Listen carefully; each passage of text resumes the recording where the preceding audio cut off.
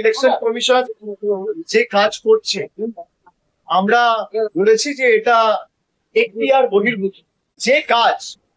একটা নির্বাচিত সরকারকে এখনো প্রায় 10 মাস 11 মাস সময় রয়েছে এবং প্রায় 3 মাস 4 মাস আগে থেকে শুরু হয়েছে।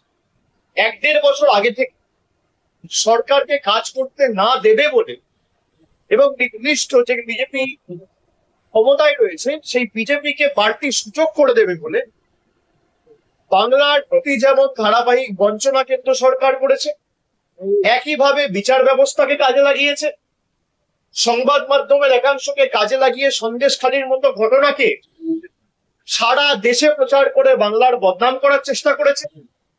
এখন ইলেকশন কমিশনকে কাজে লাগিয়ে যাতে বাংলার প্রকৃত বাঙালিরা, বাংলা ভাষায় যারা কথা বলে, যারা বাংলায় থাকে, তারা ভোটাধিকার প্রয়োগ করতে না পারে, প্রকৃত ভোটার যারা, তাদের ভোটের অধিকার কেড়ে নেওয়ার জন্য ইলেকশন কমিশন নির্লজ্জ ভূমিকায় নেমেছে।